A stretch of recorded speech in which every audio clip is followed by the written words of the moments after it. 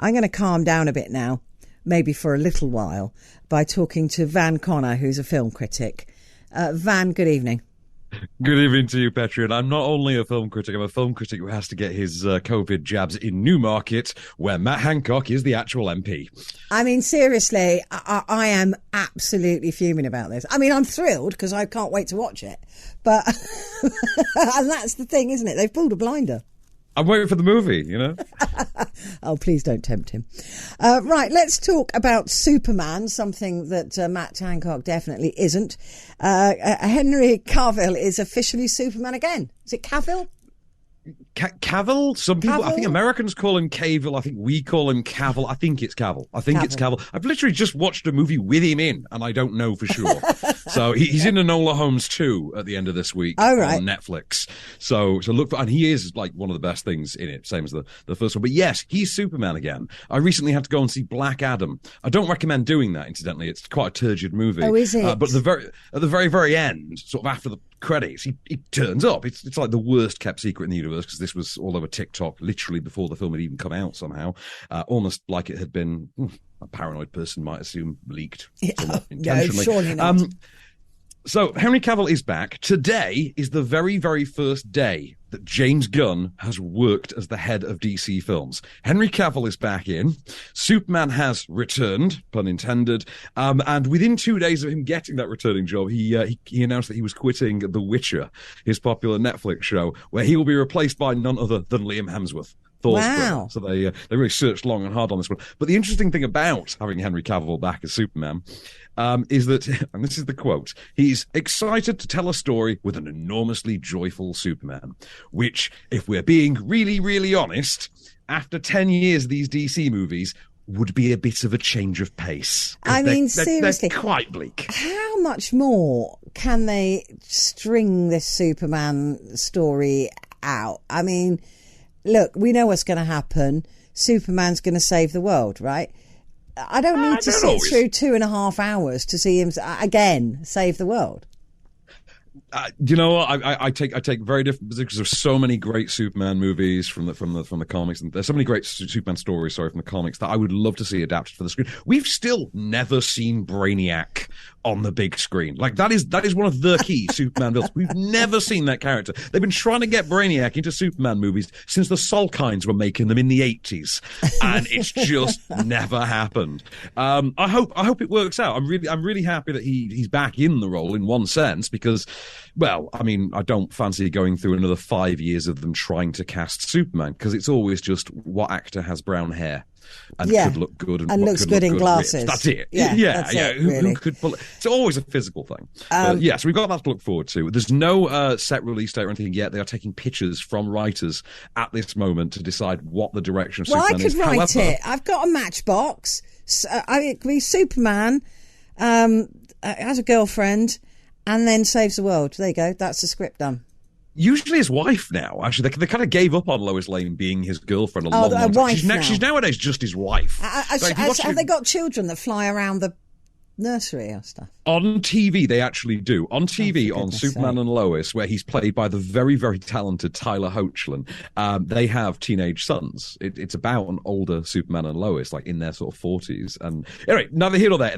Do watch Superman and Lois, though. It's really good. And if you want more Superman, Henry Cavill is sticking around. However, do not go and see Black Adam just to justify his return. Really? It ain't worth it. Trust me. Okay. All right. I don't think I was going to watch it anyway, but thank you. Friday the 13th prequel. I mean, what made me laugh about this was your pun on that, which I thought was rather brilliant. Honestly, it's just right up my street, sense of humour wise. Tell me about the prequel. Yes, again, as we say from the pun, it's sadly not going to be called Thursday the 12th. It's going to be called Crystal Lake. That is brilliant. I can't quite figure this one out. This is a prequel series that's being produced by Brian Fuller, and it's being made for Peacock, Universal streaming service. Brian Fuller made his name in the last few years with Hannibal, in particular, with the Hannibal prequel series. And it is also worth noting that the Bates Motel series, which I think is still streaming on Netflix, that's the Psycho prequel, does have legions of fans. So there's no reason to necessarily think this will be absolutely terrible. However, the fact that it is a prequel to Friday the 13th does suggest it could be uniformly terrible. I'm so bored of prequels and sequels. What is there to do with exactly. it? I mean, there is nothing new at the moment. I am so bored with it. I mean, the Superman, yeah, blah, blah, another one, another prequel, another sequel. Where's the fresh talent? Where's the fresh art? Where's the fresh scripting? Where is it? We reviewed that last week. Yeah, we reviewed that last week with Barbarian. Yeah, okay, that was it. The one.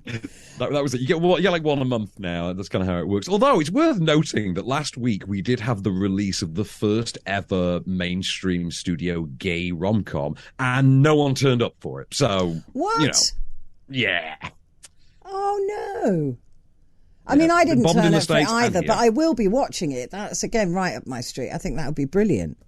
Let's check out Bros. Bros. I just think it's a brilliant idea. I think it's about time, and I'm looking forward to watching that. Let's talk about a couple of films that are out, some previews. The Al Yankovic Story. Should I know what this is? Right, this it's called Weird, the Al Yankovic Story. It is the biopic of Weird Al. And I can absolutely understand why this might seem a little bit throwing to you, like, who the hell is Weird Al Yankovic? Yeah. However, on the other side of the pond, he's huge. He's like a god on the other side of the pond. I grew up in the Middle East with a very Americanized culture, so I have something of a background in fandom for Weird Al. Basically, he's a cover artist who makes parodies of songs. So rather than the song Beat It, he covers the song as Eat It, and it's a song about overeating. Famously, he did My Sharona and then turned it into My Bologna. Loads of great ones. Amish Paradise, a parody of Gangster's Paradise, is one of my particular favourites. Yeah. This is his biopic, and it's based on a Funny or Die sketch from about, I think, 7 or 8 years ago that starred Aaron Paul from Breaking Bad. The movie is now here. It's been adapted to a movie because the sketch was so popular. And for the movie, they've got Daniel Radcliffe, who is not afraid in any way to embrace very odd projects, as he's demonstrated in the last few years. I love the kid for it. I've interviewed him a bunch of times. I love him. I love him playing villains. He's great at villains. He's just brilliant. Who would have thought? Should we have a listen to the clip of the Al Yankovic story? This is Al Yankovic's biopic. This is him discovering his talent.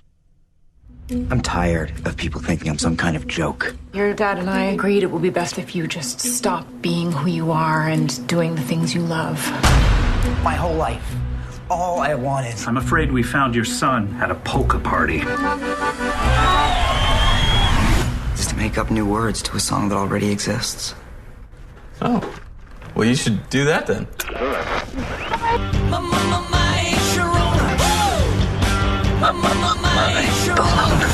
My little hungry one, open up a package of my banana. Dude, I've got chills. Actually, I'm sold. I'm sold. That sounds like a lot of fun, a lot of just relax and let it wash over you. Yeah, best part is as well, you don't even have to really pay to see this because it's coming out on Friday via Roku. So you just download the Roku app and this is on that platform. What is Roku? Of all things. I think it's a streaming service. It seems to be a small movie library. I have a Roku plugged into my bedroom TV. They are streaming sticks, but they do have their own inbuilt movie service, it seems, and they are launching this. I will say, this is one of my favourite movies of the year. I actually really loved this. I had a great time. It does not take itself seriously at all. Oh, it sounds great. It is irreverent to an absolute T, and it's worth seeing. More than anything, just for Evan Rachel Wood as Madonna. And I really need to know how they got clearance from Madonna for this, because I don't imagine she willingly signed off on this. Oh, really? Oh, that would be interesting to find out what you're talking about there. What about Living? Is that fun? Very much the opposite right. of fun. It has its fun moments, it's worth saying. This is very much an old school, dyed-in-the-wool, almost Albert Finney level kitchen sink drama, starring Bill Nye. And this is I love Bill Nye. Yeah. This is ye oldie war, I think it's pre-war Britain or 1940s Britain. He is an old man who works in the clerking business. It's that old life of, the man in the button-down suit with the nice hat who every morning joins all the other men in their suits with their nice hats, and he gets on the train when they all have their little briefcases and they go to work, and he discovers he's dying. He's terminally ill. He's never lived his life, hence the clever title. And he decides he wants to embrace the time he's got left. He's got his adult son and his son's wife who live with him, who he has no relationship with. He has no friends. He has no life, hobbies, anything. And this is him embracing what little life he has left and trying to make the world marginally better while he still has the chance. I've got a little clip for you. It should set the tone rather nicely.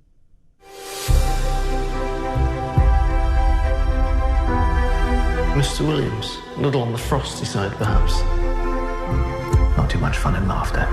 Rather like church. How did it happen? Small wonder I didn't notice what I was becoming. Dan, you all right? If only to be alive for one day.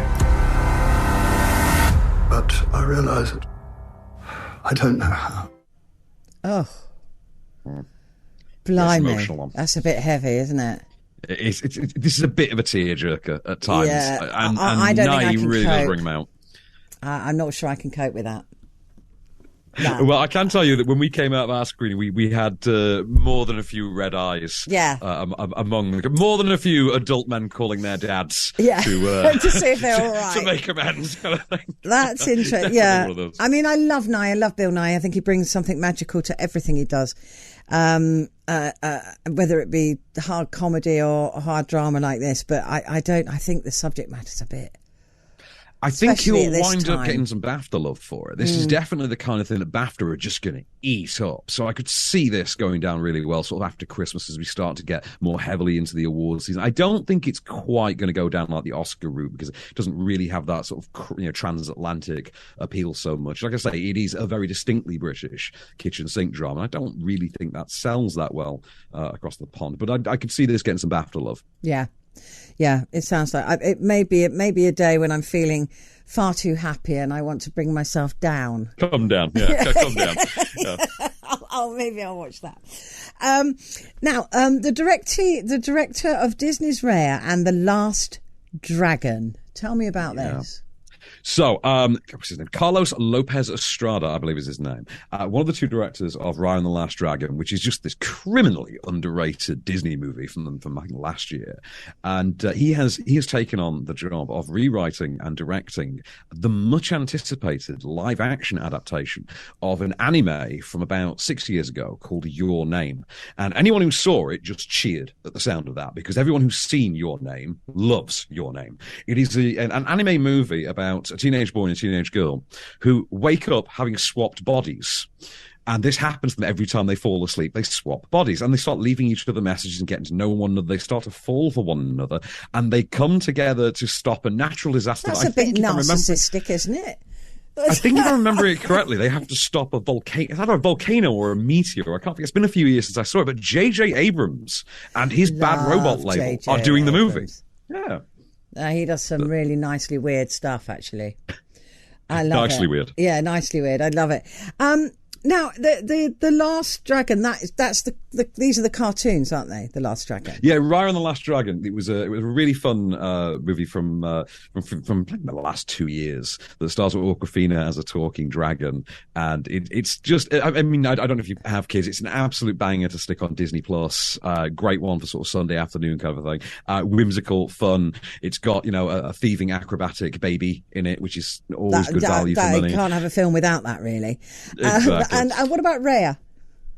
Well, Raya herself, a great character. It's one of those movies that sort of works as it's almost post-apocalyptic, but it's steeped in Eastern mythology as well. So it's kind of and there's a bit of steampunk going for it. It is a really, really good movie. I think picking him to helm Your Name based on Raya and the Last Dragon is a great decision. How he translates from animation to live action is anybody's guess, but I would imagine they've not hired him without at least having a vague idea how he'll fare. It's not always easy nor welcome, is it really? When you take something that is so loved, you say that people will be really pleased about it.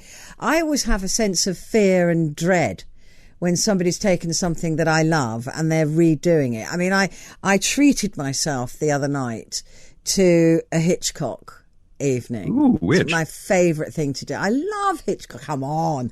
You've got to. I mean, I would think I watched 3 or 4 in a row. I just absolutely love Hitchcock. When anybody's ever tried to remake a Hitchcock, it's like, get lost. Yeah. And they can't do it. They can't do it. No.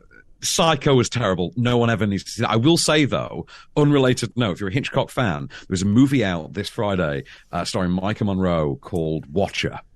Absolutely worth thing, and it plays like a really creepy spin on Rear Window. It also stars Bern Gorman as well. Very worth seeing. I watched this yesterday. So good. When's good. It Very out? Hitchcockian. Friday in cinemas. Right, it's Watcher. Yeah, I mean, listen, I love a Hitchcock movie. Absolutely love it. Listen, brilliant. I'm going to watch Watcher, and probably not Superman. But thank you very much.